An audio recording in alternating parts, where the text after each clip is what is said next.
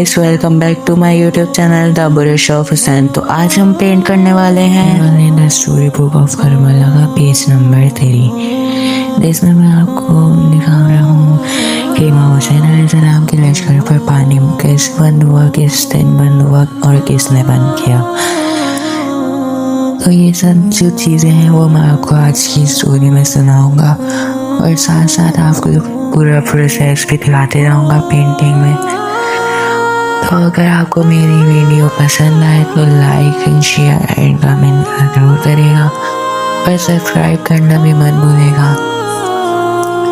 और आप मुझे कमेंट करके बताएगा कि मैं और क्या कर सकता हूँ, किस चीज़ पे DIY बना सकता हूँ। आप जो कमेंट करेंगे मैं उन कमेंट को रीड करने के बाद ही उन पे DIYs बनाया करूँगा। तो आज की जो स्टोरी है कि इमाम हुसैन अलैहिस्सलाम के लश्कर पर पानी बंद हुआ, तो उसको स्टार्ट करते हैं। तो आप पूरी वीडियो देखिएगा लाजमी और पूरी स्टोरी भी ज़रूर सुनेगा। तो स्टोरी को हम स्टार्ट करते हैं। बिस्मिल्लाहिर्रहमानिर्रहीम।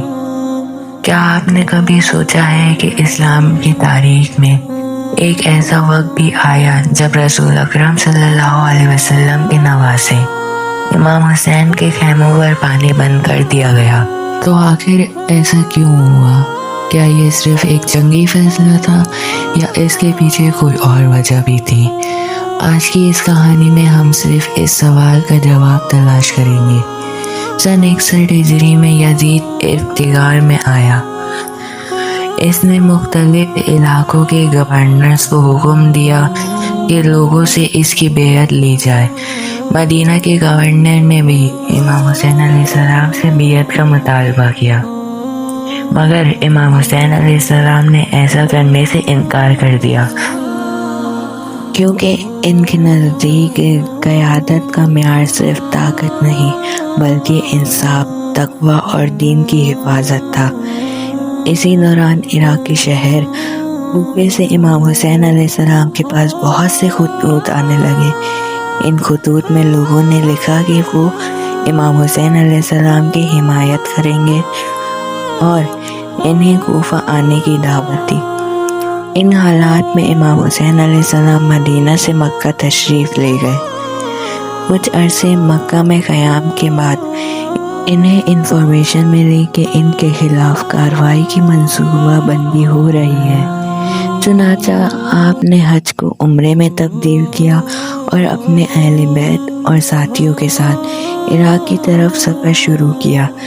रास्ते आसान नहीं था, गर्म सहरा, तेज़ धूप, लंबा सफ़र, मगर इमाम हुसैन अलैहिस्सलाम के काफ़िले में किसी के चेहरे पर खौफ नहीं था। आखिरकार 2 मुहर्रम 61 हिजरी जब इमाम हुसैन अलैहिस्सलाम का काफ़िला एक मैदान में पहुंचा। इस मैदान का नाम करबला था। इमाम हुसैन अलैहिस्सलाम ने इस जगह खैमे लगाने का फैसला किया। करबला के करीब एक अजीम दरिया बहता था, जिस दरिया का नाम दरियाए फुरात था। इसका पानी मीठा, साफ और ठंडा था। इब्तिदा में काफ़िले के लोग इसी दरिया से पानी पी लेते थे, इसलिए भी अभी तक पानी की कोई कमी नहीं थी। लेकिन दूसरी तरफ यजीद की फ़ौज भी करबला में जमा हो रही थी। इस फ़ौज की क़यादत उमर बिन साद कर रहा था, जिसे कूफा के गवर्नर अब्दुल्ला बिन ज़ियाद की तरफ से एतमाद मिल रहे थे। चंद दिन गुजरे, फिर कूफे से एक और सख्त पैगाम आया।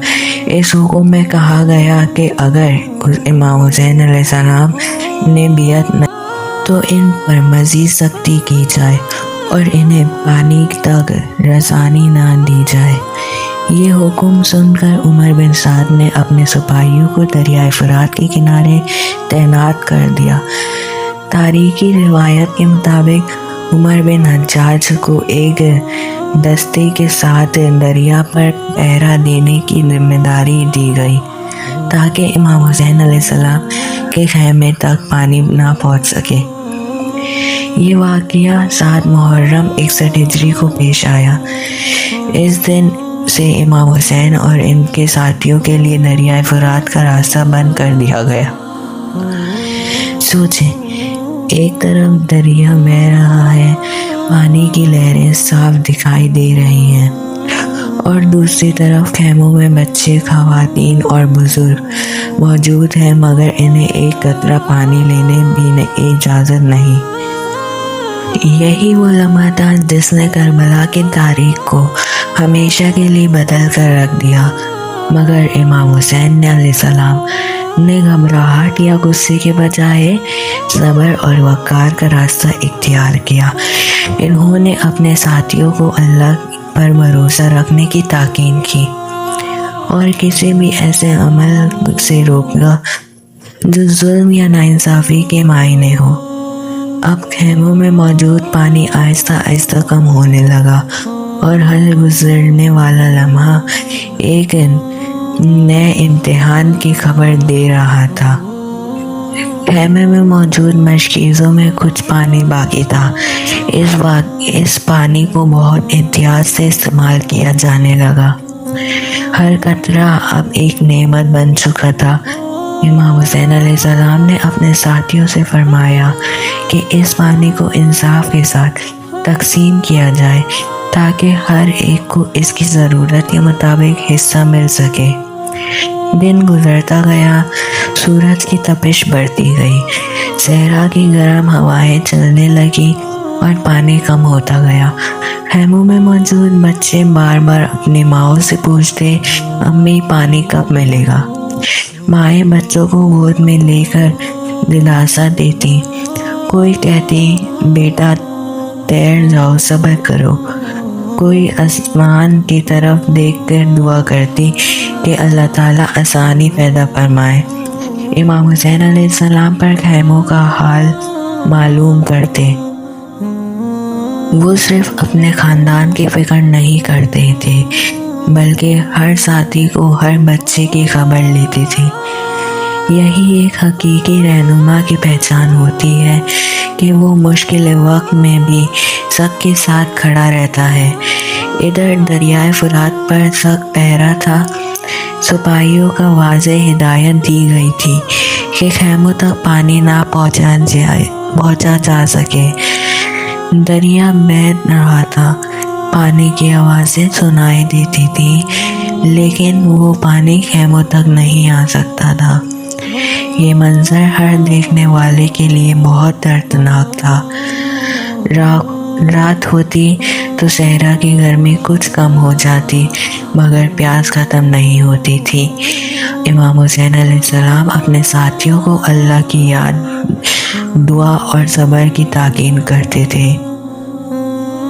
وہ جانتے تھے کہ مشکل وقت میں انسان کا سب سے بڑا سہارا اللہ پر بھروسہ ہوتا ہے۔ خیموں میں موجود لوگ ایک دوسرے کا حوصلہ بڑھاتے، کوئی شکایت نہیں کرتا، کوئی مایوس نہیں ہوتا۔ ہر شخص جانتا تھا کہ وہ ایک بہت بڑے امتحان سے گزر رہا ہے۔ تاریخ میں لکھا ہے کہ پانی بند کرنا صرف ایک فوجی حکمت عملی نہیں تھا بلکہ دباؤ ڈالنے کا ایک ذریعہ بھی تھا تاکہ امام حسین علیہ السلام اپنے موقف سے پیچھے ہٹ جائیں، لیکن ایسا نہ ہوا۔ امام حسین علیہ السلام نے اپنے اصولوں پر قائم رہے اور انہوں نے صبر، وقار اور اللہ پر بھروسے کی ایسی مثال قائم کی جو آج بھی یاد کی جاتی ہے۔ صحرا کی تیز ہوا خیموں کے پردے ہلاتی تھی، دور سے دریائے فرات کی لہریں جگمگاتی تھیں اور خیموں میں ہر شخص ایک ہی دعا کر رہا تھا، اے اللہ ہمیں صبر عطا فرما۔ یہی وہ دن تھا جنہوں نے کربلا کے واقعے کو تاریخ کا ایک عظیم سبق بنا دیا۔ یہ صرف پانی کی کمی کی آزمائش نہیں تھی، یہ صبر، ثابت قدمی اور اپنے اصولوں پر قائم رہنے کا امتحان تھا۔ اب کربلا کے میدان کے کئی دن گزر چکے تھے۔ دریائے فرات اب بھی ویسے ہی بہہ رہا تھا۔ اس کا پانی سورج کی روشنی میں جگمگاتا تھا، لیکن امام حسین کے خیموں تک اس کا ایک قطرہ بھی نہیں بیچ رہا تھا۔ یہ منظر صرف ایک فوجی محاصرہ نہیں تھا، بلکہ تاریخ کا ایک ایسا واقعہ تھا جس نے آنے والی نسلوں کو بہت کچھ سکھایا۔ امام حسین نے اس تمام عرصے میں صبر اور وقار کا دامن ہاتھ سے نہیں چھوڑا۔ انہوں نے کبھی اپنے ساتھیوں کو ظلم کا جواب ظلم سے دینے کی تعلیم نہیں دی۔ ان کی پوری توجہ اس بات پر تھی کہ ہر فیصلہ اخلاق عدل اور دین کی تعلیمات کے مطابق ہو۔ تاریخی روایت کے مطابق امام حسین نے یہ واضح کیا کہ وہ جنگ شروع کرنے نہیں آئے تھے۔ ان کی خواہش یہ تھی کہ بات چیت اور انصاف کے ساتھ مسئلہ حل ہو جائے، لیکن دوسری طرف دباؤ بڑھایا جا رہا تھا۔ پانی بند رکھنے کا مقصد یہ تھا کہ امام حسین علیہ السلام اور ان کے ساتھی سخت حالات کی وجہ سے اپنا موقف چھوڑ دیں، مگر ایسا نہ ہوا۔ خیموں میں موجود ہر شخص جانتا تھا کہ پانی کی اہمیت کیا ہے، ہر قطرہ قیمتی تھا۔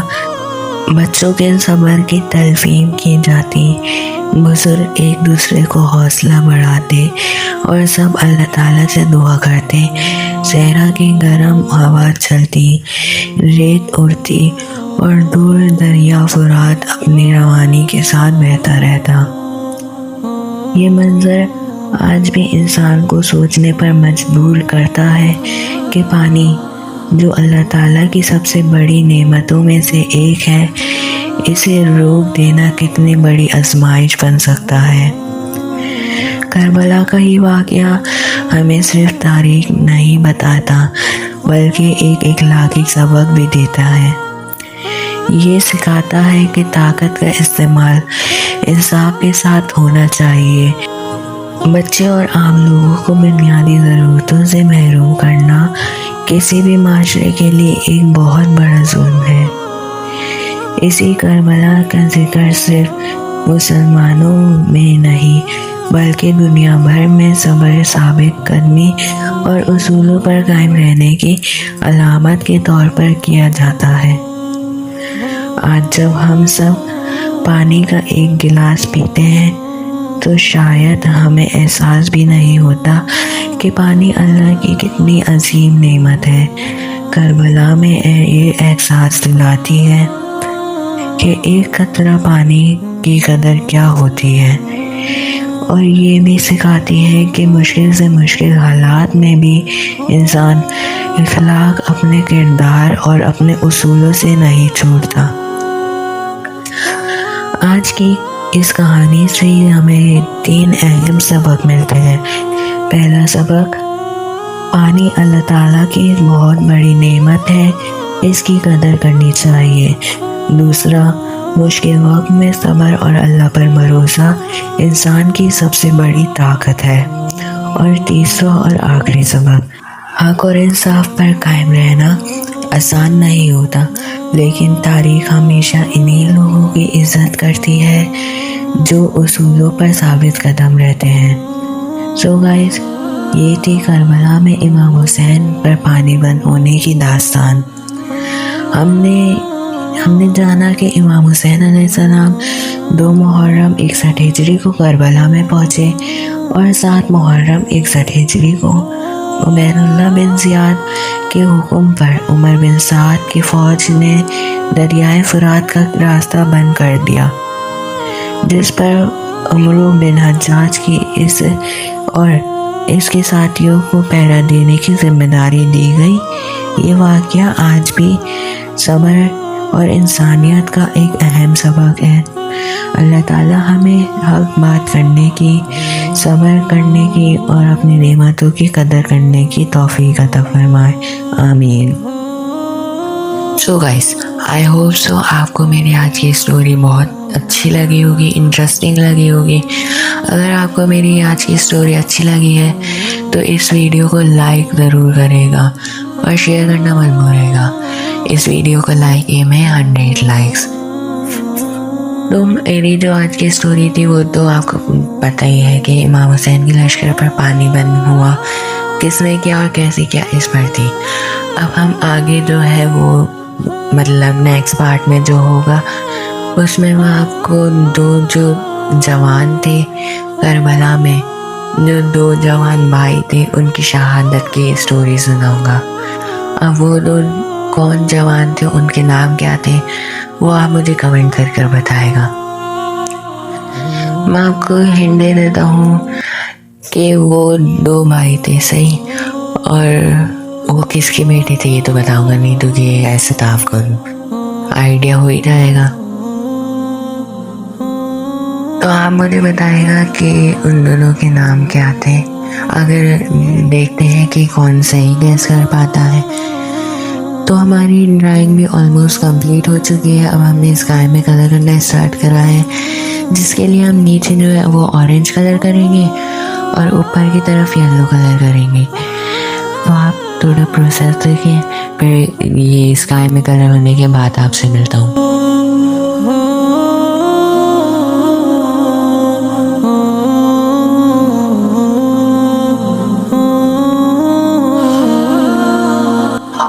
سو گائز، یہاں پہ جو ہے ہماری پینٹنگ آلموسٹ کمپلیٹ ہو چکی ہے. بس بارڈرز رہ گئے، ہم بارڈرز پہ بلیک کلر کریں گے. تو میں پھر سے یہ کہنا چاہتا ہوں کہ آپ میری ویڈیو کو لائک، سبسکرائب اینڈ شیئر کرنا مت بھولے گا.